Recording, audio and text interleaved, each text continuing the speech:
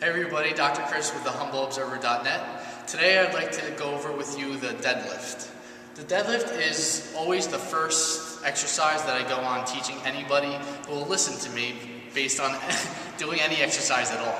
It serves a few main purposes. The first one is to increase the posterior chain strength. The posterior chain is the glute and the hamstrings. It should be dominating most of our movement throughout on an everyday basis as far as walking, standing, any movements we do when we're not sitting down. The second thing is that the deadlift increases the overall muscle mass. That's important because it makes us more metabolically active. We can increase our strength as much as possible, and doing that, adding mass, will allow us to burn more calories. The third purpose is the best postural exercise I've found for the whole body. It maintains our pelvis in its neutral alignment, also maintains our shoulders back and down and our head back, so we're perfectly standing up and down. So we're going to start with the bottom position. With the deadlift, you want to start with your shins as close to the bar as possible, and you're going to pull yourself down from the hips and knees. Realistically, the hips and knees are the only thing that is moving throughout. So notice, my whole body, I'm just going to rotate around from the hips and pull that way. Notice that my neck is staying in perfect neutral alignment. My shoulders and my chest are staying open as I pull myself down.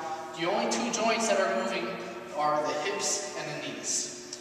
Notice that my butt is halfway between my knees and my shoulders. Same thing with this little depiction of this happy guy with the crazy hair. Same issue, the butt is halfway between the shoulders and the knees. It's not too high this way, not too low. That's an important part. Notice his hips are back as well. So again, I'm down, shins right next to the bar, hips are backwards, neutral spine.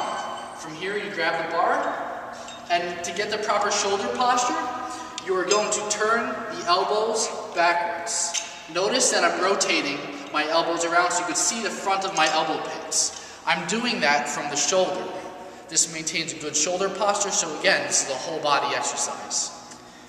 From there, chin is back, I'm not hinged forward. Stabbing the heels into the ground. From here, I'm just straightening the knees.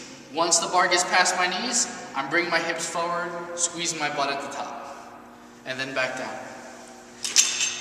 Some key points, make sure that neutral spine is, you're maintaining that the entire time. So again, the only thing that's rotating around is the hips and knees, and the hips are back, the heels are down. The more you push the heels down to the ground, the more you're going to activate the hamstrings and glutes, the more efficient exercise it's going to be.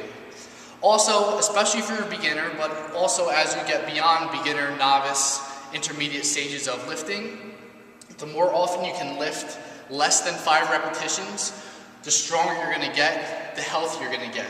That's one of the biggest mistakes that I see, is that people never go heavy and they're doing themselves a disservice. So I hope this is helpful. If you're learning how to do certain exercises at all, it's important to get somebody to help you, a personal trainer, a coach, CrossFit coach, whoever it is, and to let them work with you so to maintain you're doing it properly. Because whenever you're not maintaining this neutral spine and that curve in your spine, that's when your risk of injury goes way up. So again, let me know if this is helpful, and thank you for your time.